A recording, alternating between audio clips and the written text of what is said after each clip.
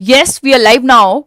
Hello friends, this is Himanshi and welcome to Let's Learn. सभी को good evening, नमस्कार, राम राम, सत श्री अकाल, अस्सलाम वालेकुम, what you feel connected with. Start करेंगे आज का सेशन सीटेट फरवरी 2026 यानी सीटेट फरवरी 2026 को लेके, जो कि 21वां संस्करण है सीटेट का, 21st एडिशन है। जितने भी आपके सवाल हैं उन सभी सवालों पे हम चर्चा करेंगे। एक Q&A सेशन कह सकते हैं आप इसको, जो सीटेट पे बेस्ड है। सीटेट को लेके बहुत सारे सवाल मन में रहते हैं, 50 तरह के। अगर कोई गलती हो गई है फॉर्म में, सर्टिफिकेट में गलती हो गई है, वैलिडिटी कितनी है, कब भर सकते हैं, अब बीएड वालों को भरना चाहिए कि नहीं भरना चाहिए, क्वालिफाइंग मार्क्स कितने होते हैं, कट ऑफ होती है, टॉपर होता है, ये वो 50 तरह के आपके सवाल रहते हैं और वो सभी सवालों का जवाब इस एक सेशन में आपको मिल जाएगा। मतलब ये ऐसी बात है कि सीटेट को लेके आपके मन में कभी भी कोई भी सवाल आए और आप ये वीडियो खोल करके देखें तो आपको अपना जवाब कहीं ना कहीं इस पूरे सेशन के दौरान मिल जाएगा। क्या एग्जाम पैटर्न है, तैयारी कैसे करें, हर एक चीज पे बात करेंगे, है ना। सेशन थोड़ा सा लेट हुआ है, ये कुछ तो हैंग हो रहा था बार बार ये बोर्ड, तो वो हो नहीं पाया। बहुत टीम ने काफ़ी मशक्क़तें की, बहुत मेहनत के बावजूद। कई बार टेक्नोलॉजी आपका साथ नहीं देती है, नया बोर्ड है, फिर भी होती हैं ग्लिचेस, टेक्निकल ग्लिचेस। चलिए खैर कोई नहीं। अब कुल मिला के बात यह है कि सीटेट फरवरी 2026, 8 फरवरी 2026 को आपका पेपर है और आपको वेल प्रिपेयर्ड होना है। हमें और आपको दोनों को पता है कि सीटेट में अगर पासिंग परसेंटेज देखेंगे आप तो मात्र 16% लोग हैं जो लास्ट सीटेट में पास हुए हैं। दिसंबर 2024 में हुआ था और ये ऐसा भी नहीं था कि इस वाले सीटेट की जैसी स्थिति रही हो। इस वाले सीटेट से मतलब समझते हो कि 1 साल तक आया ही नहीं एग्जाम, 6 महीने में आ रहा था, तब भी इतने लोग फेल हो रहे थे एग्जाम में, है ना। तो स्थिति वैसी सी है कि अगर यहाँ पे अगर आप देखेंगे पेपर 1 पेपर 2 मिलाकर के 17 लाख कुछ लोगों ने जो है फॉर्म भरा, जिसमें से मात्र 3 लाख समथिंग लोग जो है वो पास हुए। ये बोर्ड जो है इतना हैंग कर रहा है ना आज कि हम खुद परेशान हो गए हैं इसको ये सब करते करते। अभी भी आप देख रहे हैं ये ऑन ऑफ करके सब कर चुके हैं। आज से आप ये मान लीजिए कि आपकी सीटेट की तैयारी फुल फ्लेज्ड शुरू हो चुकी है यूट्यूब पे भी। तो लेट्स लर्न पे आप आएंगे, सब्सक्राइब ना किया हो अब तक कर लीजिएगा, बढ़िया से तैयारी करेंगे। लाखों लोगों ने आज तक एग्जाम क्रैक किया है सीटेट का। लेट्स लर्न से जुड़ के एक पूरी जो क्रांति है ऑनलाइन जगत में सीटेट को लेकर के, वो आप लोग और मैं मिलकर के जो है लेट्स लर्न के माध्यम से लेकर के आए हैं। तो उस चीज़ को बना के रखते हुए, वो जो एक पूरा पाथ है बना हुआ, उस पर आगे चलते हुए चर्चा करेंगे। और मैं इसका वेट कर रही हूँ, इसलिए मैं आपसे बातें कर रही हूँ कि ये चल जाए तो फिर हम आगे की बात करें, ठीक है ना। इसको हटा ही देते हैं यहाँ से, यस। तो सीटेट में अगर लास्ट सीटेट की अगर आप बात करेंगे तो कई लोगों को लगता है यार ये तो लड्डू सा एग्जाम है, इसको लेकर क्यों परेशान हो रहे हो। तो 17 लाख लोगों ने मान लीजिए फॉर्म भरा और कितने पास हुए, 3 लाख प्लस, मतलब 84% लोग, 84% पीपल पास ही नहीं कर पाए, एग्जाम फेल हो गए। तो कई लोगों को लगता है अरे यार इसको यूपीएससी क्यों बना रहे हो, ऑनलाइन इतना सब कुछ है इसके बारे में, सीटेट के बारे में इतने इंटरव्यूज हैं, आप ही कितने इंटरव्यूज हैं, ये वो क्यों। क्योंकि 84% लोग फेल हो जाते हैं आज भी सीटेट देते हैं। तो एक ऐसा एग्जाम जिसमें सिलेबस फिक्स्ड है इतने सालों से, जिसका कोई भी ऐसा नहीं है कि कोई नेगेटिव मार्किंग हो, जिससे नौकरी भी नहीं मिलती। लेकिन आपको ध्यान रखना है कि सीटेट से नौकरी नहीं मिलती, बट सीटेट के बिना भी नौकरी नहीं मिलेगी आपको, है ना। आप गवर्नमेंट टीचर बन ही नहीं पाएंगे, इवन ज्यादातर प्राइवेट स्कूल्स में आपको नौकरी नहीं मिलेगी यदि आप सीटेट क्वालिफाइड नहीं हैं।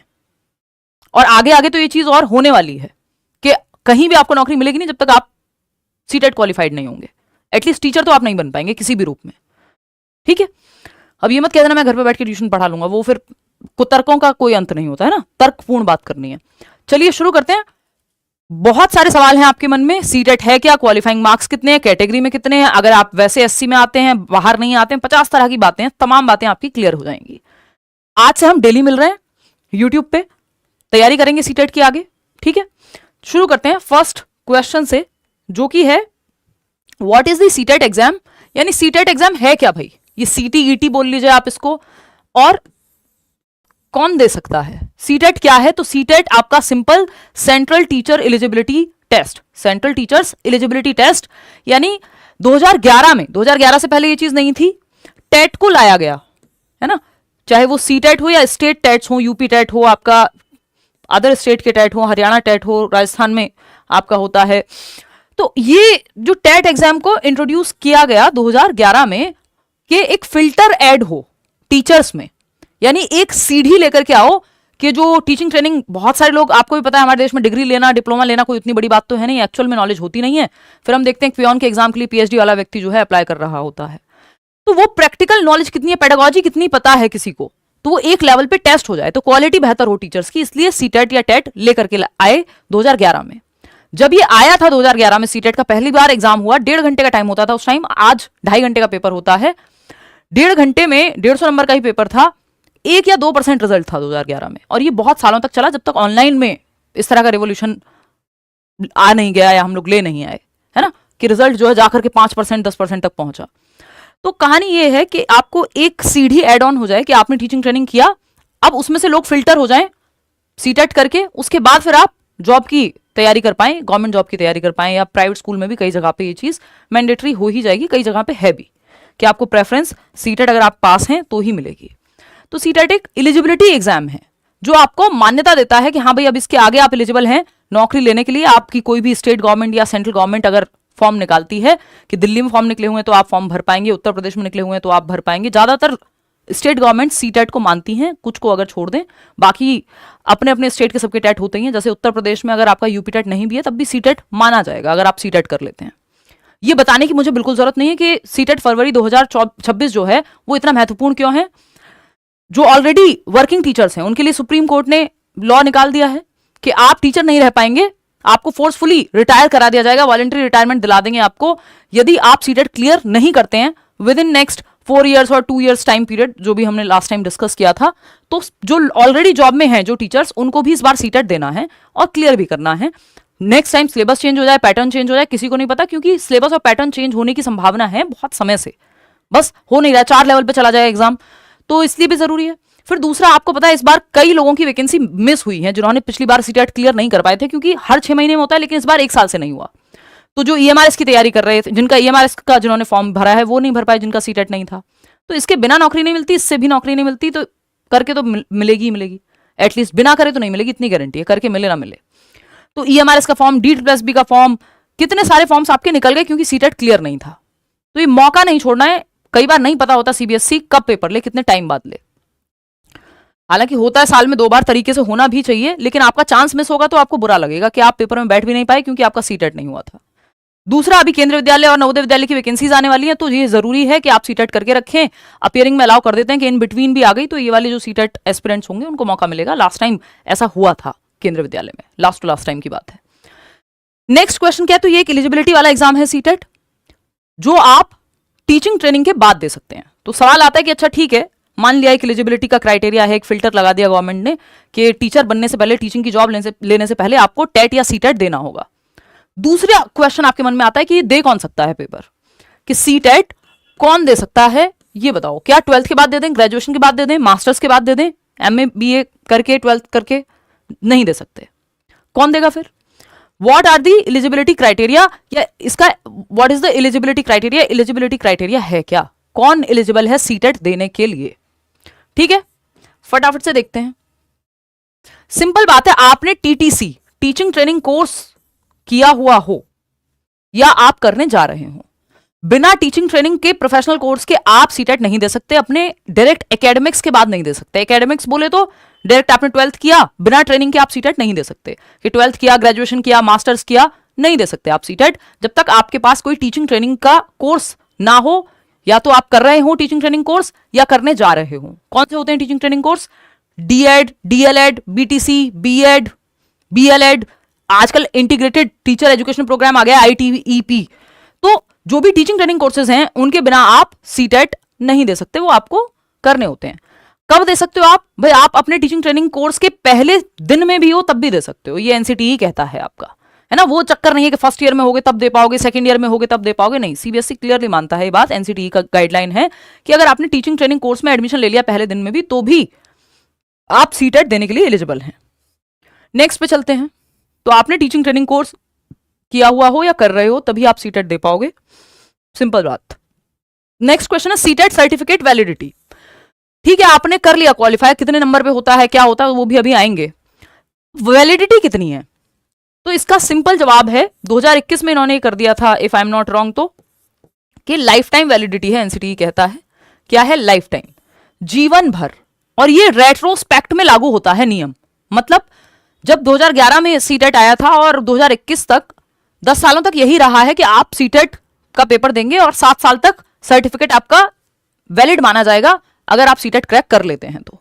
यानी 90 नंबर अगर ले आते हैं जनरल कैटेगरी में और 82 ले आते हैं किसी और कैटेगरी में, तो आप एलिजिबल हैं, मतलब आपका क्वालिफाई हो गया, सीटेट पास कर लिया आपने, और ये 7 साल तक ये सर्टिफिकेट वैलिड रहेगा, घर पे आता था सर्टिफिकेट। अब ऐसा नहीं है, अब ये लाइफ टाइम वैलिडिटी है, यानी जीवन पर्यंत, और ये रेट्रोस्पेक्ट में नियम लागू होता है। मतलब 2011 से आज तक आपने कभी भी सीटेट किया हो, आपका वो मान्य रहेगा सर्टिफिकेट, आपका कोई भी उसे ये नहीं कहेगा कि नहीं अब आपका सर्टिफिकेट एक्सपायर हो गया। ऐसा नहीं है, सीटेट सर्टिफिकेट की वैलिडिटी लाइफ टाइम है। ये बाकी टेट्स पे भी लागू होता है, चाहे वो यूपी टेट हो या अदर स्टेट के एग्जाम हो, ठीक।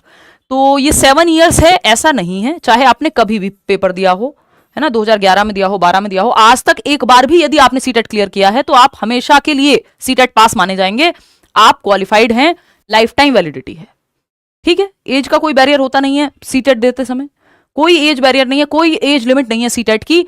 आप अगर 18 साल के हैं, 17 साल के हैं, 15 साल के हैं, जब आपकी टीचिंग ट्रेनिंग हो जाए, और 98 साल के हैं तब भी सीटेट दे सकते हैं, 18 साल के हैं तब भी सीटेट दे सकते हैं। 98 साल में क्या करेंगे आप देके सीटेट, वो आपकी मर्जी है, किसी की क्यूरियोसिटी हो तो दे सकता है भाई, है ना, मन हो कहीं कुछ शेयर करने का।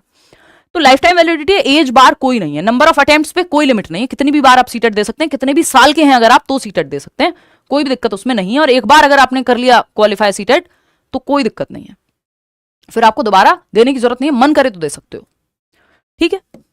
चलिए खैर आगे बढ़ते हैं नेक्स्ट क्वेश्चन पे। तो लाइफ टाइम वैलिडिटी है, जो आपका सर्टिफिकेट है वो लाइफ टाइम वैलिड रहेगा।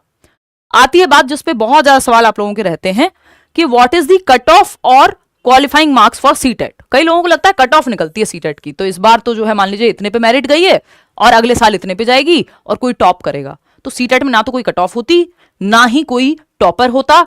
इंटरव्यू में डालने के लिए लोग लिख देते हैं, कभी हो सकता है हमारी टीम ने भी लिख दिया हो, बट सीटेट में कोई टॉपर नहीं हो सकता और ना ही कोई कट ऑफ होती, ना ही कोई मेरिट बनती है। ये क्वालिफाइंग एग्जाम है कि इतने परसेंट फिक्स नंबर ले आओ, 60% आप 150 में से, तो 150 का 60% 90 नंबर आप क्वालिफाई कर लिए। किसी का किसी से कंपटीशन नहीं है सीटेट में, आपको दूसरे से कंपीट ही नहीं करना, आपका कंपटीशन खुद से है और एक क्राइटेरिया से, इसको क्राइटेरियन रेफरेंस टेस्ट कहते हैं, जहां एक क्राइटेरिया सेट है कि भाई अगर 12वीं में पास करना है तो मान लो 33% नंबर ले आओ तो पास माने जाओगे, लाने को आप ले आओ 99%, वो एक अलग कहानी है, ठीक है ना। तो यहां तो मेरिट एटलीस्ट नहीं बनाता सीबीएसई, वो बात अलग है। हमारे लर्नर्स 143, 141, 140 ऐसे नंबर्स कई बार लेकर के आ चुके हैं, जो हाईएस्ट है आज तक का सीटेट में। चलिए खैर, what is the cut off और क्वालिफाइंग मार्क्स। क्वालिफाइंग मार्क्स क्या है? 90 marks for general candidate, 90 number 150 में से आपके आ जाए। 150 नंबर का पेपर होता है फिक्स, है ना। 150 में से 90 नंबर अगर आप ले आए, जो सामान्य कैटेगरी है, अनरिजर्व्ड कैटेगरी है, 90 नंबर आप ले आए, आप सीटेट क्वालिफाइड माने जाएंगे लाइफ लॉन्ग। 82 मार्क्स यदि आप किसी भी कैटेगरी से हैं, किसी भी कैटेगरी बोले तो ईडब्ल्यूएस इसमें काउंट मत कीजिएगा, ईडब्ल्यूएस नहीं लगता सीटेट में, क्योंकि सीटेट कोई नौकरी दिलाने वाला एग्जाम नहीं है, ये एलिजिबिलिटी का एग्जाम है। तो इकोनॉमिकली वीकर सेक्शन जो ईडब्ल्यूएस कोटा है वो नहीं लगता सीटेट में, तो सीटेट में ईडब्ल्यूएस का कोई फायदा नहीं मिलता। तो जिनके पास ईडब्ल्यूएस है वो लोग बार बार पूछते हैं कि क्या ईडब्ल्यूएस लागू होगा, नहीं, ईडब्ल्यूएस सीटेट में नहीं लागू होता, सिंपल बात। नेक्स्ट पॉइंट पे आएंगे तो 82 नंबर अगर आप SC ST ओबीसी या फिर पर्सन्स विद डिसेबिलिटी हैं, ठीक है, पर्सन्स विद डिसेबिलिटी हैं, तो आपको क्या है 82 नंबर लेकर के आने हैं, सिंपल बात। और मतलब 55%, कितने 55% नंबर आपको चाहिए यदि आप किसी कैटेगरी से हैं। जनरल कैटेगरी को 60% मार्क्स चाहिए होते हैं। अच्छा, कई बार क्या होता है, आपका ऐसा होता है कि स्टेट में आप ओबीसी में आते हैं, कुछ कास्ट हैं जो, जैसे अगर दिल्ली का मैं एग्जांपल लूं, डीड प्लस भी में अभी वैकेंसी निकली हुई है, कि कुछ कास्ट ऐसी हैं जिनका जो अपने स्टेट में, यानी आप अगर दिल्ली से हैं तो आप ओबीसी में काउंट होंगे और वैसे देश भर में आप जनरल में काउंट होते हैं। जैसे जाट जो है एक एग्जाम्पल है इसका, ठीक। तो अब जो मान लीजिए जो जाट लोग हैं वो यहाँ दिल्ली में, अगर आपके 92 से पहले फादर यहाँ आए हुए हैं तो क्या है ओबीसी में काउंट होंगे, आप दिल्ली के रेजिडेंट हैं 92 से पहले, देश भर में आप जनरल हैं। तो अगर आप स्टेट में ओबीसी काउंट होते हैं तो वो आपकी गवर्नमेंट उसको कंसीडर कर लेगी, मार्क्स वहां आपके लग जाएंगे 82 नंबर। लेकिन अगर आप मान लो केंद्रीय विद्यालय का एग्जाम भर रहे हैं तो नहीं आप वहां पे लागू हो पाएगा, क्योंकि वो जनरल आपका सेंट्रल का एग्जाम है, ठीक है ना। तो इस बात को यहां पे ध्यान रखना है सिंपल, कि अगर आप किसी भी कैटेगरी से हैं तो वो कैटेगरी उस स्टेट में आप आते हैं या देश भर में आते हैं उस हिसाब से लग जाएगा, उसकी कोई टेंशन है नहीं, क्लियर है बात। कोशिश करें वैसे जनरल में काउंट कर लें। तो SC ST OBC EWS category लागू ही नहीं होती सीटेट में, कोई भी मान्यता नहीं है, इनको 90 नंबर ही लेकर के आने हैं, जनरल में काउंट होंगे। ठीक है, 90 नंबर लेकर के आने, 90 मार्क्स, 90% नहीं 60% होता है जो कि। ठीक, तो इतनी सी बात है। 90 नंबर जनरल कैटेगरी में हैं तो आप पास माने जाएंगे, और अदर किसी भी कैटेगरी से हैं आप, ऐसा नहीं है इसमें कोई विमेन का कोटा नहीं चलता कि आप महिला हैं तो आपको कम मेरिट पे पास होना है, नहीं, आपको 90 नंबर ही लाने हैं। अगर आप महिला हैं और किसी कैटेगरी से हैं, SC ST OBC या पर्सन्स विद डिसेबिलिटी में आती हैं, तब आप 82 मार्क्स ला सकती हैं। अच्छा, जो दिव्यांग जन हैं या पर्सन्स विद डिसेबिलिटी हैं, उनको स्क्राइब ले जाने का प्रावधान है, एक्स्ट्रा टाइम का प्रावधान है, वो जो उनके नियम चलते हैं ऑलरेडी, जो RPWD एक्ट 2016 है उसके हिसाब से यहाँ पे भी लागू होते हैं सीटेट में भी। ठीक है, चलिए खैर आगे बढ़ेंगे। तो कट ऑफ इसमें कोई नहीं होती, मेरिट कुछ नहीं बनती। नेक्स्ट क्वेश्चन है आपका, व्हाट इज द सिलेबस और एग्जाम पैटर्न। एग्जाम पैटर्न क्या है? अच्छा, इससे पहले मैं एक छोटी सी बात बता दूं कि जो सीटेट का आपका बैच है उसमें एडमिशंस ऑलरेडी आपके ओपन हैं, आप चाहें तो एनरोल कर सकते हैं, करियरविल ऐप करके डाउनलोड, और बेसिक सी आपकी फीस है। सिलेबस चेंज होगा जो भी होगा, क्योंकि अभी इन्होंने 24 अक्टूबर को ये तो कह दिया CBSE ने कि 8 फरवरी को पेपर लेंगे, लेकिन सिलेबस फाइनल नहीं किया है, फॉर्म कब से भरे जाएंगे ये नहीं बताया है, तो ये सब जल्दी ही बता देंगे, आज में बता दें, कल में बता दें, CBSE की मर्जी है, और हो सकता है कि 2-4-6 दिन लेकर के बताएं, तो उसकी आपको चिंता नहीं करनी, जो भी चेंज होगा तभी से आपकी क्लासेस शुरू होंगी बैच में। लेकिन एडमिशन आप अभी ले लीजिए, एक प्रॉपर मतलब आप एडमिशन लेके बैठ जाइए कि ताकि तब अगर फीस भी इंक्रीज होती है तो आपको पता हो। ठीक है, इतनी सी बात है। करियरविल ऐप पर जाएंगे, टीचिंग सेक्शन में जाएंगे, वहां आप एनरोल कर सकते हैं बैच में। नेक्स्ट क्वेश्चन पे आते हैं, व्हाट इज द सिलेबस और एग्जाम पैटर्न। एग्जाम पैटर्न क्या है और सिलेबस क्या है? तो 150 नंबर का आपका जो है पेपर होता है, सिलेबस चेंज होने की संभावना कम ही है, इनको पता नहीं अचानक से जो है ऐसे कोई ईश्वर के दर्शन हो जाए, कुछ हो जाए इनको, है ना, तब तो बात है, जैसे वो गांव में बोलते हैं ना कि माता वाता आ जाए, तो वो वाला वो उस टाइप का कुछ पंगा होगा। मेरा कोई ऐसा मानना नहीं है इन सब चीज़ों में, बट आप समझ रहे हो मैं क्या कहना चाहती हूँ, कि कुछ दिमाग घूम जाए अचानक से तो संभव है कि सिलेबस में कोई परिवर्तन हो, अदरवाइज सिलेबस में परिवर्तन होने की संभावना ना के बराबर है ना। तो 150 नंबर का पेपर होता है, आज तक की अगर मैं बात करूँ ये ऐसा ही होने वाला है अभी भी, बाकी चेंज होगा तो पता लग ही जाएगा। ठीक, 5 सब्जेक्ट आते हैं पेपर 1 में और 4 सब्जेक्ट आते हैं पेपर 2 में। ठीक है, फटाफट से समझ लेते हैं। पेडागोजी, इसमें अगर 150 में से 90 नंबर की तो पेडागोजी है अलग अलग सब्जेक्ट की। एग्जाम पैटर्न की अगर आप बात करेंगे तो एग्जाम पैटर्न कुछ ऐसा दिखता है कि टोटल मार्क्स हैं 150 नंबर, नेगेटिव मार्किंग 0, कोई नेगेटिव मार्किंग होती नहीं है सीटेट में कभी भी, ना ही होने वाली है, क्योंकि क्वालिफाइंग एग्जाम है। पेपर ऑफलाइन मोड में होता है, यानी आपका OMR शीट आपको मिलेगी। बीच में 2 साल जो है ऑनलाइन हुआ था, लेकिन ऑनलाइन में बहुत कॉम्प्लिकेशन हो जाती है, महीने महीने भर एग्जाम चलता था, तो वो बेवजह सीटेट के लिए लेंदी बन रहा था। तो पेपर जो है अभी ऑफलाइन मोड में होता है, OMR पे आप गोले भर के आते हैं। 2.5 घंटे का पेपर होता है, यानी 150 क्वेश्चन है, 150 मिनट मिलेंगे, 1 नंबर का 1 क्वेश्चन, नेगेटिव मार्किंग कुछ है नहीं, तो इनफ टाइम इसमें मिलता है। लेकिन पेडागोजिकल क्वेश्चन है तो आपको इनफ प्रैक्टिस आपकी होनी चाहिए, तभी आप क्लियर कर पाएंगे, नहीं तो जैसे वो 84% लोग फेल हो रहे हैं, स्थिति वैसी बन जाती है अगर सीरियस ना लिया जाए एग्जाम को। तो डिफाइंड सिलेबस है, सिलेबस एकदम डिफाइंड देते हैं CBSE वाले, तो उसकी चिंता नहीं करनी, सिलेबस के हिसाब से पढ़ेंगे, वो सब मैं करा दूंगी, उसकी आपको चिंता लेनी ही नहीं है। अगर आप सब्जेक्ट की बात करेंगे तो इस तरह से आपको ये मिल जाएगा, पेपर 1 और पेपर 2। पेपर 1 कौन दे सकता है, पेपर 2 कौन दे सकता है, उस पर भी हम चर्चा करने वाले हैं प्रॉपर। ठीक है, अपने दोस्तों को जो तैयारी कर रहे हैं उनको बता देना कि आज से तैयारी हो गई है शुरू, रोज रात को 9 बजे हम मिलेंगे।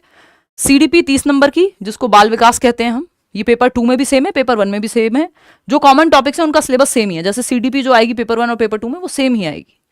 ठीक, सेम एज इन वही लेवल है, वही सिलेबस है, वही टॉपिक्स हैं, सब कुछ सेम है। EVS आता है आपका 30 नंबर का, ये पेपर 1 की बात हो रही है। मैथ्स आएगा 30 नंबर का। अब इन सब में 15-15 नंबर की पेडागोजी है, एक तो पूरी पेडागोजी ही हो गई 30 नंबर की, चाइल्ड डेवलपमेंट एंड पेडागोजी, बाल विकास एवं शिक्षण शास्त्र। फिर उसके बाद अगर आप देखेंगे तो एनवायरमेंटल साइंस में भी 15 नंबर का पेडागोजी। पेडागोजी मतलब पढ़ाते कैसे हैं, तो मेथड्स एंड ऑल। तो जिसने 30 नंबर की तैयारी बहुत अच्छे से की होती है उसको बाकी सब सब्जेक्ट में भी मदद मिलती है, क्योंकि पेडागोजी काफी बेस जो है सेम रहता है पेडागोजी का। मैथ्स में 15 नंबर का मैथ्स है बच्चों वाला, एकदम 1st to 5th टाइप का, और 15 नंबर की उसकी पेडागोजी है। लैंग्वेज 1 जो भी आपने ली हो, लैंग्वेज कौन सी चूज करनी है उस पर भी हम बात करेंगे, जिससे नंबर आपके ज्यादा से ज्यादा आ सकें। तो 15 नंबर का पैसेज आ जाता है, मतलब 8 और 7 2 पैसेज आते हैं, और 15 नंबर की पेडागोजी। ऐसे ही दूसरी लैंग्वेज है, ये दोनों बिल्कुल सेम दे देते हैं आजकल, ये ट्रांसलेटेड देते हैं एकदम। तो 150 नंबर हो जाते हैं, 30-30 नंबर के 5 सब्जेक्ट सिंपल पेपर 1 में। पेपर 2 में आप अगर SST से हैं तो 60 नंबर की SST, उसमें 40 नंबर की NCERT से आती है एज इट इज उठ के, 6th 7th 8th की जो NCERT है SST की, हिस्ट्री पॉलिटी ज्योग्राफी की, और 40 नंबर का वो आ जाता है, 20 नंबर की पेडागोजी आती है। पेडागोजी की तैयारी आपकी स्वयं हो जाएगी अगर आप ठीक से पढ़ लेंगे मेरे साथ CDP, तो ये 20 नंबर आप आसानी से सॉल्व कराएंगे पेपर में, थोड़ा सा प्रीवियस ईयर लगा लेंगे। लैंग्वेज 1 लैंग्वेज 2 सेम ही रहता है, तो 3 सब्जेक्ट तो सेम है आपके पेपर 1 पेपर 2 में, ये आपका CDP, लैंग्वेज 1 लैंग्वेज 2। और अगर आप ह्यूमैनिटीज या कॉमर्स से हैं तो आप SST चूज कर लेते हैं, साइंस बैकग्राउंड से हैं तो साइंस चूज कर लेते हैं, दोनों में से एक ही चूज करेंगे क्योंकि 60 नंबर का आएगा। ये आपका पैटर्न की बात होगी, थोड़ी सी इस पर और चर्चा विस्तार में करेंगे जब ये फाइनल रिलीज कर देंगे इस बार। कुछ गलतियों का ध्यान रखना है जो हमें नहीं करनी है, जैसे रट्टाफिकेशन बिल्कुल नहीं करना है सीटेट में। जो ये 84% लोग फेल हो रहे हैं, इसका रीजन यही है कि रट्टे लगाने लगते हैं, इनको लगता है ये बाकी एग्जाम जैसा है जहां फैक्चुअल चीजें ज्यादा पूछी जाती हैं, तो फैक्ट्स नहीं है, आपकी कॉन्सेप्चुअल क्लैरिटी नहीं होगी, यदि आपने कॉन्सेप्ट्स को ठीक से नहीं समझा होगा तो सीटेट नहीं होगा क्लियर, कितना भी आप रट्टा लगा लीजिए। ठीक, तो रटंत विद्या चलंत नहीं सीटेट में। Not giving enough time to practise, previous year ठीक से लगाते ही नहीं है, प्रैक्टिस कर रहे हैं तो कुछ भी रैंडम कर ले रहे हैं, ग्रामर ही पढ़ रहे हैं, व्याकरण में ही लगे पड़े हैं, जबकि व्याकरण के 2-3 क्वेश्चन मुश्किल से आते हैं। पढ़ के जानिए लेकिन इतनी नहीं कि पूरा जीवन व्याकरण को दे दिया, पेडागोजी देखी ही नहीं या ग्रामर ही पढ़ते रह गए, वो आता नहीं है उतना। न्यू पैटर्न जो असर्शन रीजनिंग के क्वेश्चन हैं वो करके जाने प्रैक्टिस अच्छे से। ये जो कथन और आपके कारण वाले क्वेश्चन हैं ये अब आने लगे हैं कई सालों से, और 4-5 क्वेश्चन कम से कम आते हैं। व्याकरण नहीं पढ़नी है, सिलेबस डिफाइंड है प्रीवियस ईयर को बहुत ज्यादा ध्यान में रखना है, इन गलतियों को करना नहीं है कि प्रैक्टिस नहीं किया, रटने लग गए, या फिर नए पैटर्न के जो क्वेश्चन हैं कुछ सिलेबस सेम होने के बावजूद वो आने लगे हैं, उनको अगर ध्यान नहीं देंगे तो भी गड़बड़ है, या व्याकरण पढ़ने लग गए, इनको इन गलतियों से बचना है।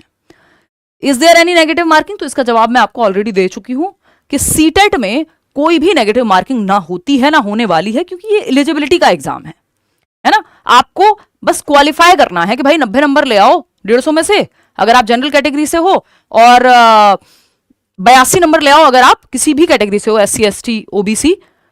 EWS और विमेन कोटा कुछ नहीं चलता सीटेट में, मैं फिर से बता देती हूं आपको। ठीक, तो is there any negative marking, कोई भी नेगेटिव मार्किंग नहीं है, 150 नंबर का पेपर है। मजे की बात यही है कि एक ऐसा एग्जाम जिसमें कोई नेगेटिव मार्किंग नहीं है, 2.5 घंटा मिलता है प्रॉपर आपको, 150 ही क्वेश्चन है, 150 ही मिनट है, 0 नेगेटिव मार्किंग है, उसमें भी 84% लोग फेल हो जा रहे हैं, 84% लोग, सिर्फ 16% लोग पास कर पा रहे हैं एग्जाम, तो no negative marking at all. ठीक, नेक्स्ट क्वेश्चन पे चलेंगे। कितनी बार सीटेट देना चाहिए या दे सकते हैं, तो दे सकते हैं का जवाब मैंने आपको अभी दिया कि सीटेट आप जितनी बार चाहें उतनी बार दे सकते हैं, there is no limit to attempts, कितने भी नंबर ऑफ अटेम्प्ट्स आप सीटेट में दे सकते हैं, बट जरूरत है क्या बहुत सारे नंबर ऑफ अटेम्प्ट्स देने की, नहीं है। दे सकते हैं, कब तक देना चाहिए, कितनी बार देना चाहिए, आ जाते हैं। तो कितनी बार दे सकते हैं का तो सिंपल जवाब है कि कितनी भी बार दे सकते हैं, no limit, there is no limit to any number of attempts आप दे सकते हैं सीटेट में।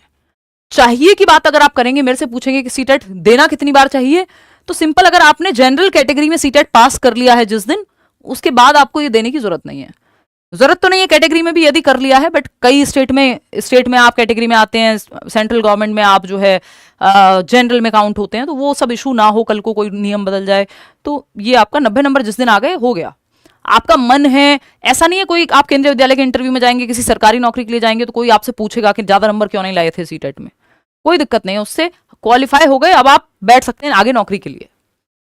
दूसरी बात, प्राइवेट स्कूल में हो सकता है कहीं कहीं आपको प्रेफरेंस दे दी जाए, बट वो सिर्फ सीटेट के नंबर पे नहीं दी जाएगी सिलेक्शन में प्रेफरेंस, वो आपका इंटरव्यू कैसा गया, आपकी पर्सनैलिटी कैसी है, 75 और चीजें हैं, है ना। तो ऐसा नहीं है कि आपको कोई बहुत सीटेट के नंबर कहीं बहुत ज्यादा मायने रखते हैं, नहीं, आपके कॉन्फिडेंस के लिए मायने रख सकते हैं, आपकी नॉलेज जितनी अच्छी होगी, मैक्सिमम नंबर लेकर के आइए यहाँ, आप 140 लाइए, पिछले लर्नर्स के आए हैं हमारे, तो ऐसा नहीं है कि आप नंबर मत लाइए, नंबर खूब लाइए, क्योंकि जितना ज्यादा पढ़ेंगे उतना आपको फिर कॉन्फिडेंस आएगा जब आप अच्छे नंबर लाएंगे, लेकिन नंबर कुछ मायने रखते नहीं है सीटेट में। ठीक है, तो इतनी बात हमें ध्यान रखनी है कि आप तब तक सीटेट दीजिए जब तक आप जनरल में क्लियर नहीं कर ले रहे हैं पेपर, उसके बाद आपको देने की जरूरत नहीं है।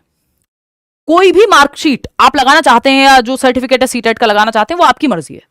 मतलब मान लो आपने 2011 में पेपर दिया था और आप पास कर गए सीटेट, है ना, फिर आपको लगा यार 90 नंबर मुझे कम लग रहे हैं, तो आपने 2015 में फिर से दे दिया और आपके आ गए, मान लो यहाँ 90 मार्क्स आए थे और पास कर गए, फिर से आपको 120 नंबर आ गए आपके 2015 में। अब आपका मन है, आपका फिर से मन किया 2025 में भी दे दिया आपने सीटेट, जो अभी हुआ नहीं है ना, पास करके 140 नंबर आ गए आपके। अब आपका मन है कि मैं 2011 वाला सर्टिफिकेट लगाऊं, कोई आपको नहीं रोकेगा, आप चुपचाप से जाके 2011 वाला सर्टिफिकेट लगा के केंद्रीय विद्यालय का फॉर्म भर सकते हैं, कोई भी देश में D+B का फॉर्म भर सकते हैं, EMRS का फॉर्म भर सकते हैं, जो आपका मन करे। आपका मन है नहीं मुझे 2011 वाला नहीं 25 वाला लगाना है, 140 नंबर वाला, वो लगा दो फॉर्म भरते समय, वो आपकी मर्जी है। उसमें ईयर डालना होगा, आप बता दीजिए कि इस ईयर में पास किया। 2015 का मन है 2015 लगा दीजिए। 3 फॉर्म भरे, तीनों में अलग अलग लगा दिया, आपकी इच्छा, कोई दिक्कत नहीं, कोई आपसे पूछने नहीं आ रहा, बस क्वालिफाइंग एग्जाम में क्वालिफाइड होने चाहिए हो आप। कोई भी सर्टिफिकेट लगा सकते हो। मान लो फेल हो गए आप, 2011 में पास हो गए थे, 15 में फेल हो गए, कोई दिक्कत नहीं है, आप वही जब पास हो गए थे वही वाला सर्टिफिकेट लगा सकते हो। कई लोगों को ये बड़ी कंफ्यूजन रहती है कि मान लो एक बार मैंने सीटेट पास कर लिया और दोबारा अगर मैंने पेपर दिया और मैं फेल हो गई या हो गया गलती से, तो फिर क्या मैंने जो पहले पास किया था वो भी फेल माना जाऊंगा? बिल्कुल भी नहीं। आप वो कोई भी सर्टिफिकेट लगा सकते हो जो आपका मन करे। फेल हो गए तो उसको मत लगाओ आप, मतलब वो लगने लायक है ही नहीं, फिर तो फेल ही हो आप। आगे जब एग्जाम दे रहे होगे या कहीं इंटरव्यू देने जा रहे हो, प्राइवेट स्कूल में भी जा रहे हो, तो भूल जाओ, कौन पूछने आ रहा है आपने फेल हुए थे पास हुए थे। आप वो वाला सीटेट का सर्टिफिकेट लगाओ जिसमें आप पास हो या जिसकी आपकी इच्छा है। क्लियर है? चलिए, कोई कह रहा है 201 नंबर लाएंगे, तो ये एक बात हो गई आपकी। डिजी लॉकर में सीटेट सर्टिफिकेट कब तक आएगा भाई, या कब तक आ जाता है और कब तक रहता है, इसको लेके बड़ी बेचैनी है लोगों में। तो 2016 तक की बात है, 2011 से 16 तक घर आया करता था सीटेट का सर्टिफिकेट। एक बार तो मुझे याद है मैंने ऐसे ही फर्स्ट ईयर में दे दिया था, तो वो घर आ गया था सर्टिफिकेट। ऐसे ही आता था पहले, ऑफलाइन में आता था, है ना, घर आता था सर्टिफिकेट चल के आपके बाय पोस्ट, ठीक है, घर पे आता था हार्ड कॉपी में, है ना, हार्ड कॉपी में आपके घर पे सीटेट का सर्टिफिकेट आया करता था। एक समय की बात है, प्राचीन काल की। लेकिन 2018 से 2016 से 18 में 2 साल पेपर ही नहीं हुआ। 2018 से ये ऑनलाइन मोड में हो गया। डिजी लॉकर एक ऐप है गवर्नमेंट की, आपका लाइसेंस, आपकी 10th की मार्कशीट, बहुत सारे डॉक्यूमेंट्स वो स्टोर करती है। digiloccer.gov करके आपका वेबसाइट भी और ऐप भी है, जैसे आप व्हाट्सएप डाउनलोड करते हैं ऐसे कर सकते हैं। तो ये ऑनलाइन कह लो इसको, या सॉफ्ट कॉपी में, क्या है, सॉफ्ट कॉपी में आपके पास अब सीटेट का सर्टिफिकेट होता है। आप फोन में दिखा सकते हैं किसी को भी।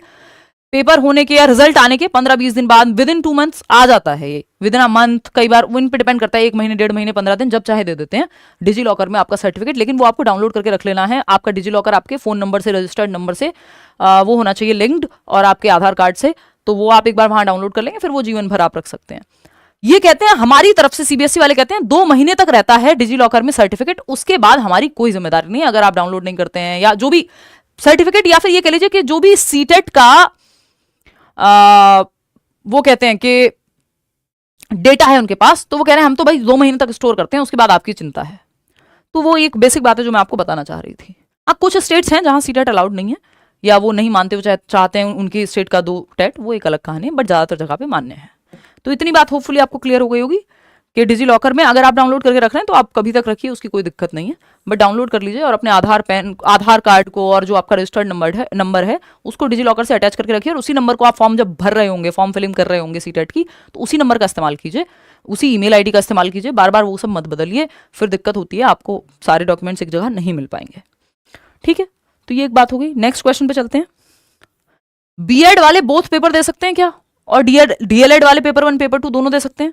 तो देखो, जिनको नहीं पता या बिल्कुल तैयारी ताजा ताजा शुरू की है, तो पेपर 1 होता है आपका क्लास 1 to 5 का टीचर बनने के लिए।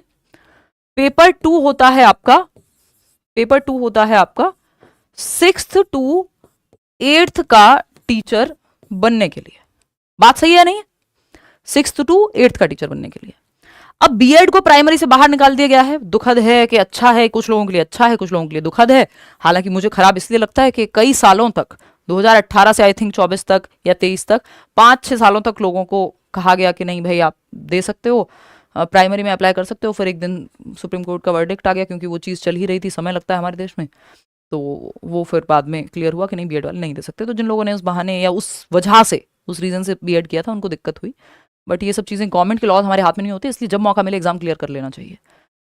चलिए खैर, पेपर 1 और पेपर 2, देखिए पेपर 1, 2 दोनों आप दे सकते हैं, चाहे आप बीएड वाले हों चाहे आप डीएलएड वाले हों, आप दोनों दे सकते हैं। बट अगर आप गवर्नमेंट के हिसाब से जाएंगे तो बीएड वाले प्राइमरी में अलाउड नहीं है, और डीएलएड वाले जो हैं उनको कई जगह पे मौका मिलता नहीं है। ऐसा कोई पोस्ट आती नहीं है जो सिर्फ 6th to 8th हो, है ना।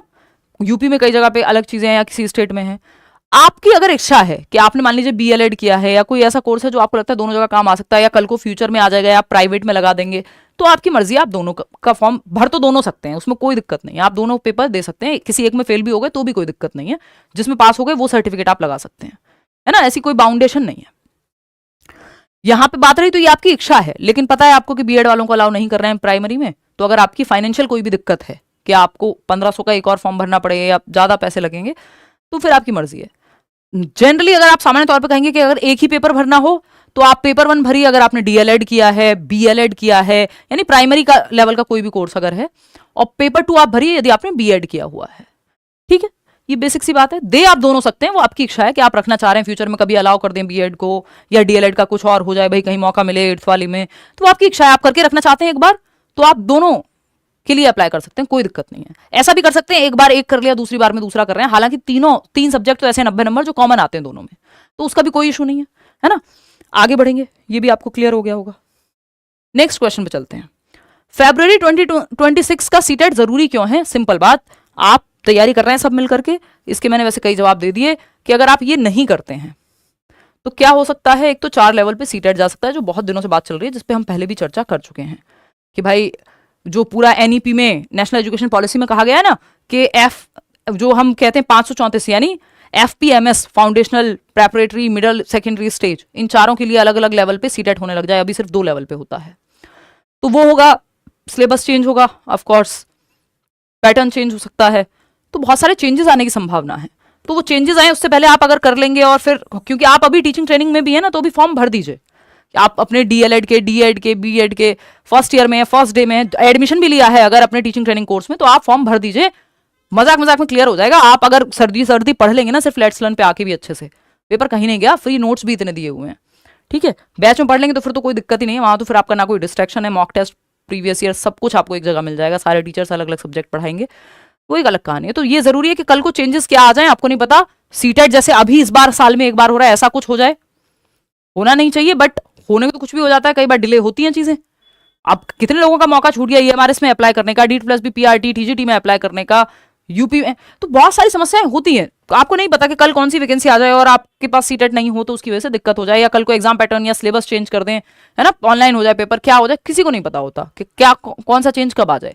तो उसके लिए आप फालतू के चक्कर में पड़ो ही मत ना, क्योंकि आपको तो सीटेट देके बस एक बार साइड हो जाना, आगे की तैयारी करनी है अपनी। सीटेट ही थोड़ी देते रहना है पूरे जीवन कि 1 साल इसमें वेस्ट कर देंगे, आपके हिसाब से नहीं निकलती ना, हमारे हिसाब से वैकेंसी नहीं आती। DEET+ भी वैकेंसी कई साल बाद आई है, KBS की वैकेंसी कई साल बाद आएगी, अब तो आप सीटेट करके बैठो। ठीक, नेक्स्ट क्वेश्चन है, सिर्फ यूट्यूब से पढ़ के हो सकता है क्या सीटेट? ये बहुत लोगों का सवाल रहता है। तो हाँ, बिल्कुल हो सकता है, इसमें कोई भी दो राय है ही नहीं कि आप सीटेट नहीं निकाल सकते यूट्यूब से पढ़ के। लाखों लोगों ने निकाला है लेट्स लर्न से ही पढ़ के। फिर आप कहेंगे यार फिर बैच में क्यों आए हम, तो मैं इसमें ये भी कह सकती थी नहीं आप तो बैच से ही पढ़िए।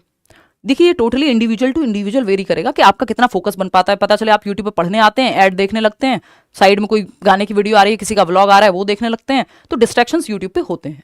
या फिर आप एक क्लासेस टीचर की लेते हैं, दूसरी किसी और की लेते हैं, या आपकी रेगुलरिटी नहीं बन पाती। ये सब समस्याएं फिर आपकी जब आप बैच में होते हैं, तो एक बेसिक 1000-1200 का बैच लेकर के आप क्या करते हैं, चुपचाप से सारे नोट्स वहां मिल रहे हैं, मॉक टेस्ट वहां मिल रहे हैं, प्रीवियस ईयर वहां मिल रहे हैं, एनसीईआरटी नोट्स वहां मिल रहे हैं, ई बुक्स मिल रही हैं, सारे टीचर अपना अपना सब्जेक्ट पढ़ा रहे हैं, तो आप भूल जाते हैं कि कुछ और आपको टेंशन करनी है। तो ये एक अंतर है कि जो एक स्ट्रक्चर्ड वे में पढ़ाई होती है वो आपकी बैच में ज्यादा बेहतर हो पाती है। किसी भी बैच में अगर आप पढ़ रहे हैं, मैं ऐसा मान के चल रही हूँ कि आप अच्छा सिलेक्शन ही करेंगे सही टीचर का ही। और सिर्फ यूट्यूब से पढ़ रहे हैं तो थोड़ा भटकना पड़ता है, लेकिन इतनी सारी मैराथन्स हैं, फ्री नोट्स मैंने दिए हुए हैं, वो सब आप पढ़ सकते हैं और आपको वो डायरेक्ट फायदा करेंगे। तो ये आप पे भी डिपेंड करेगा कि आप कितने कॉन्फिडेंट हैं, आप किस तरह के व्यक्ति हैं, है ना। ये जैसे फ्री नोट्स हैं, ये इतने कम पेजेस में आपको अलग अलग सब्जेक्ट के फ्री नोट्स मैंने दिए हुए हैं। आप इस वीडियो के नीचे डिस्क्रिप्शन में भी चले जाओगे तो वहां से डाउनलोड करके पढ़ सकते हो, एकदम फ्री नोट्स हैं। इसका ऐसा नहीं है कि किसी को भी आपको 2 रुपए देने हैं। हमारे ऑफलाइन के DEET+ के बैच में इतने सारे लर्नर्स हैं जिन्होंने यूट्यूब से पढ़ के, फ्री पढ़ के जो है किया हुआ है सीटेट क्लियर, और ऐसे भी बहुत लोग हैं जो बैच से पढ़ते हैं। तो वो आपके ऊपर है टोटली। मैं क्या रिकमेंड करूंगी, अगर आप थोड़ा भी डिस्ट्रैक्शन नहीं चाहते हैं तो आप बैच में एनरोल कर लीजिए। मैं आपको करियर ऐप पे मिलूंगी, इसके अलावा कहीं और बैच में पढ़ाते हुए नहीं मिलूंगी। तो प्लीज़ मेरे नाम पे कोई भी fake channel, fake website, fake Telegram channel, ये वो, उससे दूर रहिए। पेड कोर्स सिर्फ करियर ऐप पे आता है, टीचिंग सेक्शन में जाकर के, और फ्री में यूट्यूब पे पढ़ाती हूँ आपके लेट्स लर्न पे। इसके अलावा कहीं भी आपको मैं पढ़ाते हुए नजर नहीं आऊंगी, है ना। हिमांशी सिंह दूसरा एक चैनल है, उस पर व्लॉग कभी आपको देखने को मिलेगा। तो ये मिस इन्फॉर्मेशन या बहुत सारे ऐसे चैनल्स बने हुए हैं, तो वो कहीं भी 2 रुपए मत दे दीजिएगा। वैसे आप देख रहे हैं वो एक अलग चीज़ है। देखिएगा, नेक्स्ट क्वेश्चन है, लैंग्वेज कैसे चूज करें। लैंग्वेज के चक्कर में 60-60 नंबर की गलतियां लोगों की हो जाती हैं, और आप कम से भी कम 30 नंबर एक्स्ट्रा ला सकते हैं अगर आप सही लैंग्वेज चूज कर लेंगे तो। समझ लो, 30 नंबर 150 में से आपके एक्स्ट्रा आ जाएंगे अगर आप सही से लैंग्वेज चूज कर लोगे। 2 लैंग्वेज चूज करनी होती है आपको, L1 और L2, L1 और L2, ठीक है। L1 कोई भी हो सकती है, जो भी 22 भाषाएं हैं देश में, और L2 भी कोई भी हो सकती है, बस दोनों सेम नहीं होनी चाहिए। यानी अगर आपने लैंग्वेज 1 हिंदी ली है तो आप इंग्लिश लैंग्वेज 2 लेंगे या कोई और भाषा लेंगे, लेकिन हिंदी लैंग्वेज 2 नहीं ले सकते। ऐसा नहीं हो सकता ना, लैंग्वेज 1 भी हिंदी ली, लैंग्वेज 2 भी हिंदी ली, तो ये तो पॉसिबल ही नहीं है। लैंग्वेज 2 आप इंग्लिश, उर्दू, संस्कृत, जो आपका मन करे वो ले सकते हैं। अब कौन सी लेनी चाहिए, तो मैं आपको बता दूं, अगर आप हिंदी लैंग्वेज 1 लैंग्वेज 2 में से कुछ भी ले रहे हैं, मतलब आपको अगर हिंदी चूज ही करनी है, तो आप हिंदी को लैंग्वेज 1 लीजिए। इंग्लिश, चाहे आप इंग्लिश मीडियम के व्यक्ति क्यों ना हो, आपने जिंदगी भर इंग्लिश मीडियम पढ़ा हो, तब भी आप इंग्लिश को लैंग्वेज 2 के रूप में ही लीजिए, क्योंकि आप पैदा तो इसी देश में हुए होंगे, मैं मान के चल रही हूं। तो लैंग्वेज 1 की जो हिंदी या लैंग्वेज 1 की जो लैंग्वेज होती है, या उसमें जो पैसेज आता है, स्पेशली पेडागोजी में ज्यादा अंतर नहीं होता, थोड़ा बहुत होता है, जो पैसेज आते हैं दोनों, वो थोड़े से टिपिकल होते हैं लैंग्वेज 1 के, पोइट्री बेस्ड होते हैं। और मेरा ग्रेजुएशन इंग्लिश में है, मुझे भी दिक्कत होती है, जबकि मैंने लिटरेचर पढ़ा है, पोइट्री पढ़ी है, वो सब, तो वो होती है लोगों को दिक्कत। हवाबाजी में मत आइएगा कि हम तो इंग्लिश मीडियम बच्चे हैं बचपन से, तो हम तो जो है लैंग्वेज 1 इंग्लिश चूज करेंगे, लैंग्वेज 2 लेंगे हिंदी। आपके मार्क्स, आप पुराना पेपर भी उठा के देख लोगे ना, आपको पता लग जाएगा, जितना अच्छा आप हिंदी लैंग्वेज 1 लेकर के स्कोर कर सकते हो, उतना अच्छा आप इंग्लिश लैंग्वेज 1 लेके बिल्कुल भी स्कोर नहीं कर सकते। लिख के ले लीजिए, है ना, ये एक्सपीरियंस से बता रही हूं। ये बहुत लोग सालों साल तक यही बात फैलाते थे कि नहीं नहीं कोई अंतर नहीं होता, कोई अंतर नहीं होता। अंतर पेडागोजी में नहीं होता, पैसेज में अंतर होता है, और वहां नंबर कटते हैं। पैसेज में वैसे भी लोग गलती करते हैं, जो गद्यांश पद्यांश आता है, अनसीन पैसेज आता है, रीडिंग कॉम्प्रिहेंशन, उसमें गड़बड़ होती है, क्योंकि वो थोड़ा लैंग्वेज 1 वाला जो होता है, वो आपकी एक अलग तरह की समझ मांगता है, कि आपकी लिटरेरी समझ हो, आपकी पोइटिक समझ हो। तो वो हिंदी में तो कविता दे भी देगा, अगर ये देता ही है जो एग्जामिनर है, तो भी आपको कभी मुश्किल नहीं लगेगी, क्योंकि वो सच में बहुत आसान होती है। उसमें कोई आपकी ग्रामर की नॉलेज नहीं, व्याकरण नहीं चाहिए, बेसिक अगर आपको हिंदी पढ़ के समझ में आती है तो भी आप कर दोगे। इंग्लिश में ऐसा नहीं है। तो लैंग्वेज 1 आप वो लीजिए जो आप ज्यादा बेहतर जानते हो। दूसरा, अगर हिंदी इंग्लिश कोई भी लैंग्वेज चूज करनी है, तो आप सेकंड चूज कीजिए। बाकी आपकी मर्जी है, किसी को संस्कृत लेनी है, दूसरी भाषा उर्दू लेनी है, वो सब एक अलग कहानी है। तो मेरी समझ तो यही कहती है, इतने सालों का एक्सपीरियंस भी यही कहता है, इतने सारे लर्नर्स की भी यही बात है कि इसमें आप लैंग्वेज में अच्छा स्कोर कर सकते हैं अगर आप हिंदी लैंग्वेज 1 ले रहे हैं। तो ये मत सोचिएगा कि बहुत मतलब दिक्कत होने वाली है, नहीं होगी। सीटेट कितनी बार दे सकते हैं, ये मैंने आपको बता दिया है। No limit to number of attempts, कितनी भी बार, any number of attempts, any number of attempts, कितनी भी बार आप सीटेट दे सकते हैं। जीवन भर आप सीटेट देते रह सकते हैं। हालांकि मैं ये चाहूंगी नहीं, I would not wish this for you, but क्या है, कितने भी नंबर ऑफ अटेम्प्ट्स आप सीटेट में दे सकते हैं, कोई भी दिक्कत आपको नहीं होने वाली। ठीक, जो मैक्सिमम नंबर जिसमें आए हों वो आप सर्टिफिकेट लगा सकते हैं, कोई भी आपको मना नहीं करेगा। किसी भी एज बार कोई नहीं होता सीटेट में, तो किसी भी एज में आप सीटेट दे सकते हैं। ठीक, अब सरकारी नौकरी की एज लिमिटेड है, लेकिन सीटेट देने की एज अनलिमिटेड है, ये कह सकते हो, जब तक आप जीवित हैं। तो वो किसी को प्राइवेट में पढ़ाना हो, ये सब 50 चीज़ें हैं।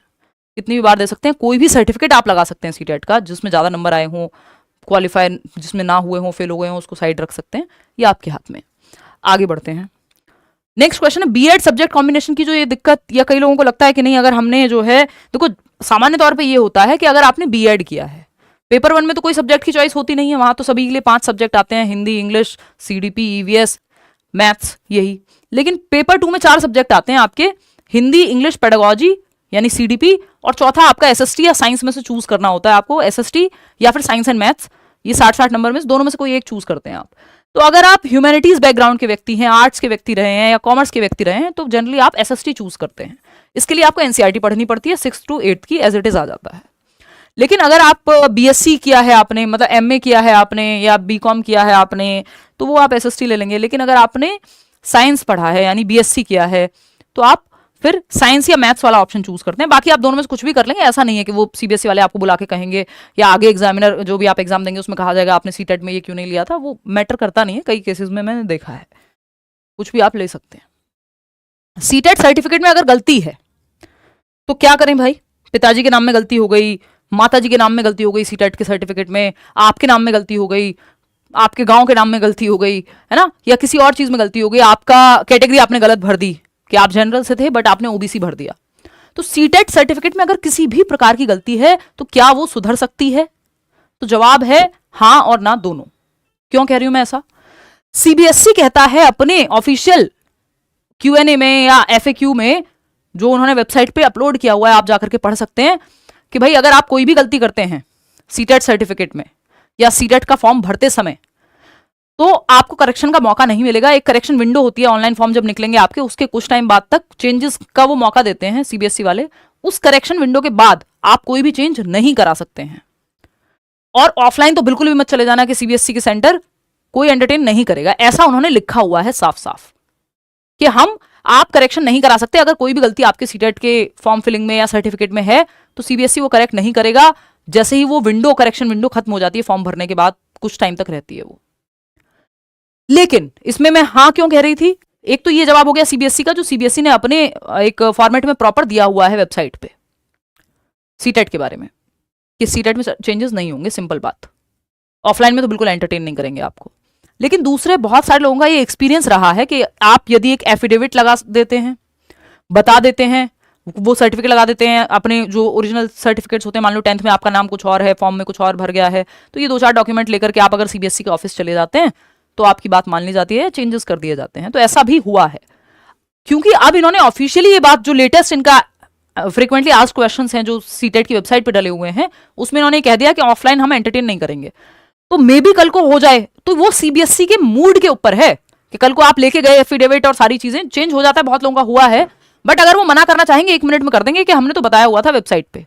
तो इससे हमें मॉरल ऑफ द स्टोरी क्या है, हमें इस कहानी से क्या सीख मिलती है कि चुपचाप से जब फॉर्म भर रहे हो तो ध्यान से भरो भाई। अपना नाम तो सही भर लो फॉर्म में, अपनी कैटेगरी तो सही भर लो फॉर्म में।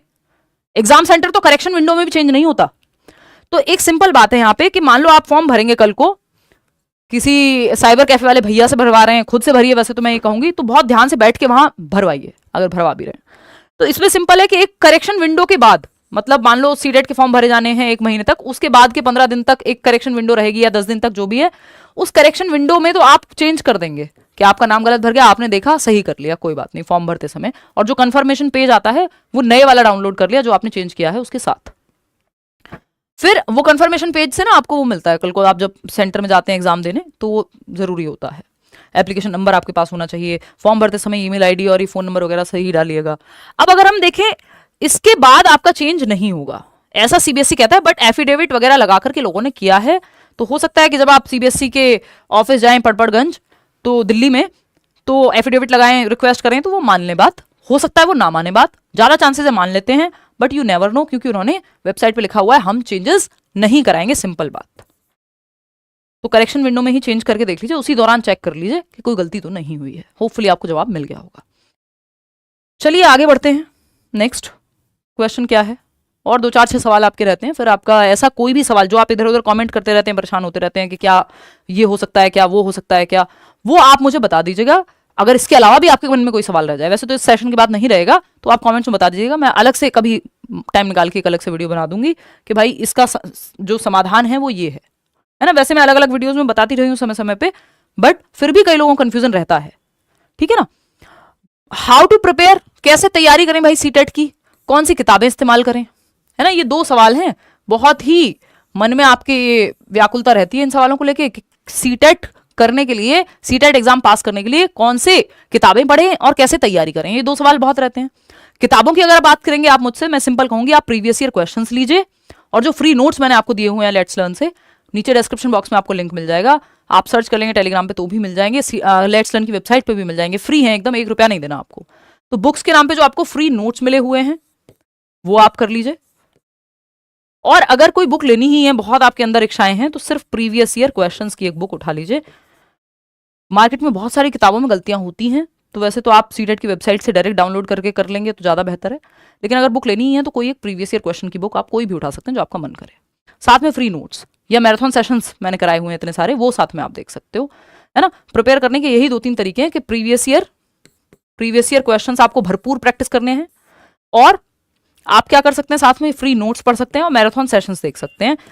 अगर आपको फिर भी लगता है कि नहीं मुझे तो एक किताब पढ़नी ही होगी, तो आप पढ़िए फिर एनसीईआरटी, इसके बाहर मत जाइए। 6th, 7th, 8th की एनसीईआरटी, एसएसटी की या साइंस और मैथ्स की, वो आप पढ़ लेंगे 6th to 8th की। पेपर इसके बाहर 60 नंबर का तो बिल्कुल नहीं जाता, जो आपका एसएसटी और मैथ्स एंड साइंस है ना।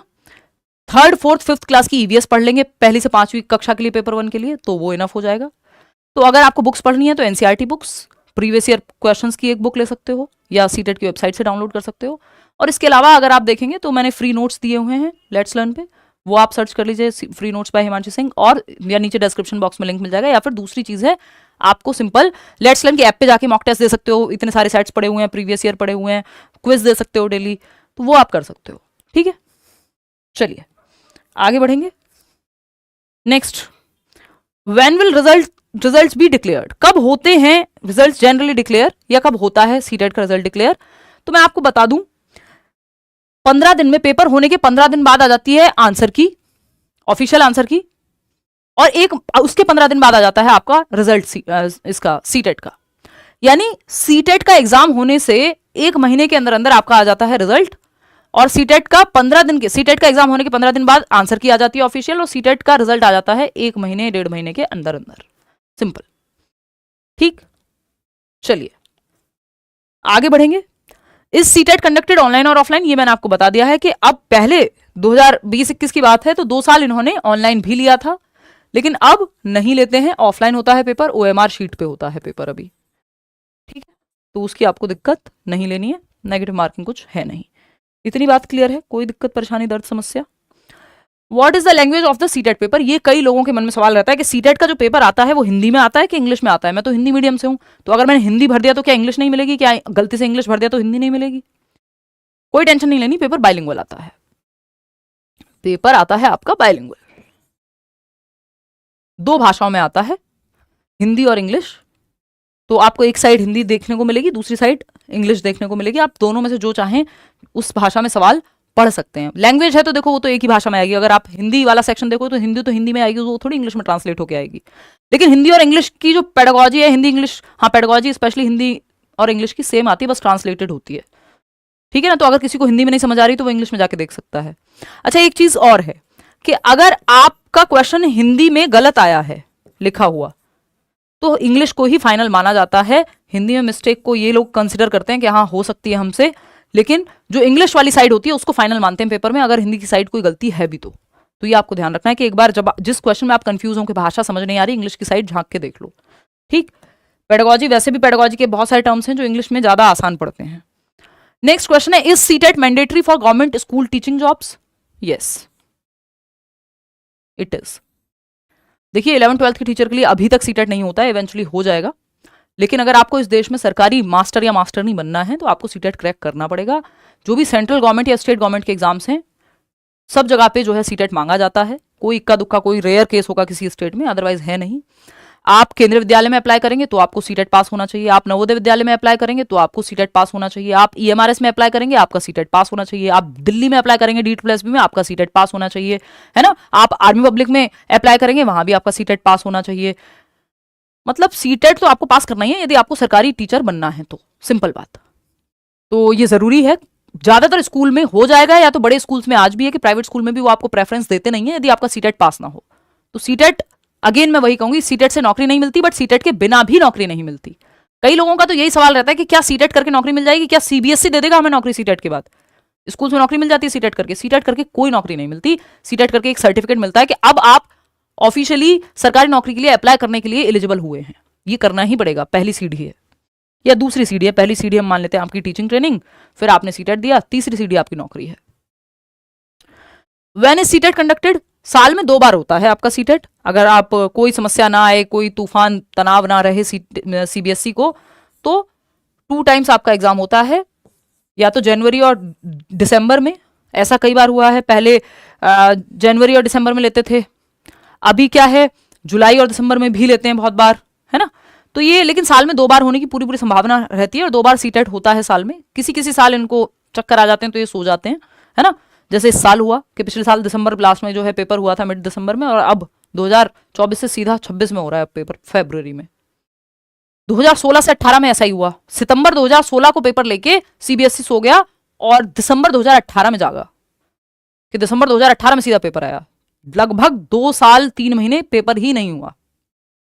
खैर वो समय था जब मैंने शुरू ही किया था, ऑनलाइन का उतना जमाना नहीं था। आज के समय तो ऐसा हुआ, तो हमें भी पता है, आपको भी पता है, हम धरने पे ही बैठेंगे जाके, बट इनकी मर्जी की होता है, लेट तो ये लोग कर ही देते हैं। ठीक, मतलब कोई वो ही नहीं है कि भाई हुआ ही नहीं 2 साल तक एग्जाम।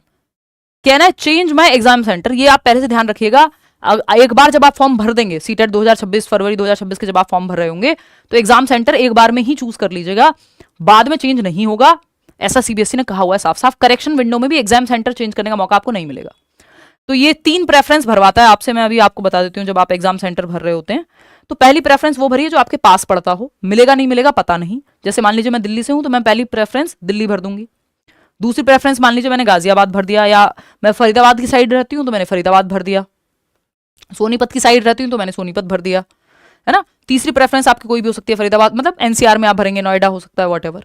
पहली प्रेफरेंस घर के पास, और ये रैंडमली मिलता है, कोई गारंटी नहीं होती, बट हाँ जो लोग फॉर्म टाइम से भर देते हैं उनको जनरली जो पहली प्रेफरेंस होती है, कई बार मैंने देखा ऐसा मिल जाती है।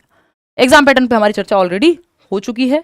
एज लिमिट सीटेट में कुछ नहीं होती, no age limit, no age bar in CTET exam, clear है। अब इससे ज़्यादा तो आप बच्चे की जान ही लेंगे, सारे सवालों का जवाब मैंने आपको दे दिया है। अगर आप बैच में एनरोल होना चाह रहे हैं कि आपको बैच से पढ़नी है, तैयारी करनी है, पेडागोजी में आपको बहुत अच्छे से करा दूंगी। 30 में से 30 आते हैं पूरे, कितनी बार आए हैं लर्नर्स के, ओवरऑल स्कोर भी आप देखेंगे। तो ये टीचिंग सेक्शन में चले जाना आप, और वहाँ सीटेट के बैच में एनरोल कर लेना, क्योंकि करियर विल ऐप बड़ा प्लेटफॉर्म है ना। तो 1 करोड़ से ज़्यादा लोग वहाँ जुड़े हुए हैं, तो बेटर है। तो एसएससी या यूपीएससी कैटेगरी में नहीं, टीचिंग सेक्शन में जाना है। पेडागोजी मैं डील करूंगी आपकी 30 मार्क्स की, बाकी अदर टीचर्स हैं और सब अपना बेस्ट देते हैं, एक्सपीरियंस टीचर्स हैं। लाखों लोग बैचेस में भी बढ़ चुके हैं, मतलब लिटरली ये फैक्चुअल नंबर है जो हमारे पास है।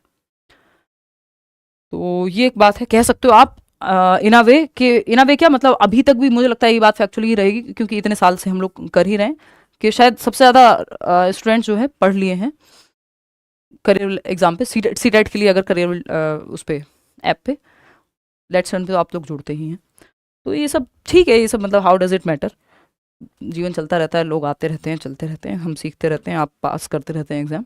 बट हाँ, पेपर पास हो जाएगा, ऐसी कोई टेंशन नहीं है। वो 14% में आप नहीं आओगे बिल्कुल भी, यदि आप सही से मेहनत कर लेते हो। अब हम इंतजार कर रहे हैं कि सीटेट फरवरी का जो इन्होंने नोटिस दिया है कि भाई अब इन्फॉर्मेशन बुलेटिन दे दो, जिसमें सारा सिलेबस हो, क्या पैटर्न है, कुछ थोड़ा बहुत चेंज हुआ है तो बता दो, नहीं बता दो, सब कुछ ये हमें जल्दी देखने को मिलेगा।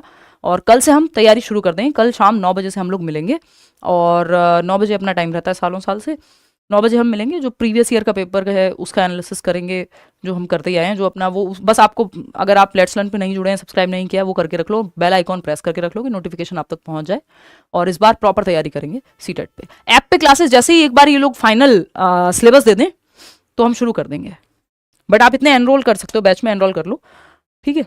इतनी सी बात है। और किसी के मन में कोई भी सवाल हो, आज के लिए भाई थोड़ा सा सॉरी है, क्योंकि ये हुआ क्या कि आपका मार्कशीट, अच्छा मैं ये बता देती हूँ, जिस दिन रिजल्ट आता है सीटेट का, मार्कशीट आप डाउनलोड कर सकते हो ऑनलाइन, और सर्टिफिकेट आपका 1 महीने के अंदर अंदर आता है। तो मार्कशीट भी आप कई जगह पे तो लगा सकते हो, कोई ऐसी दिक्कत वाली बात है नहीं, ठीक है जी।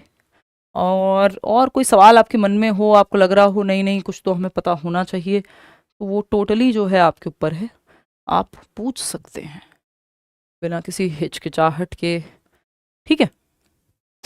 नहीं तो आज हम छुट्टी करते हैं। अब कोई और सवाल आपका होगा कि जो आज हमने कवर ना किया हो, इन बाय चांस मिस हो गया हो, तो वो आप कमेंट्स में पूछ लीजिएगा, और जल्दी मिलेंगे। 82 मार्क्स हैं, फिर से देना चाहिए क्या यार? मैं तो ये कहूँगी कि अगर आप दे सकते हैं, सक्षम हैं, और आपका कैटेगरी की दिक्कत, मान लीजिए आप ऐसी कैटेगरी से हैं, एससी से हैं कि पूरे देश में एससी हैं, तो फिर तो कोई बात नहीं, मत दो। जनरल में नहीं भी होगा तो क्या फर्क पड़ता है।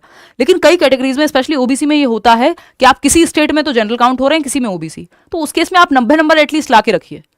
जिस दिन 90 नंबर आ जाए फिर मत दीजिए कभी, ठीक है ना।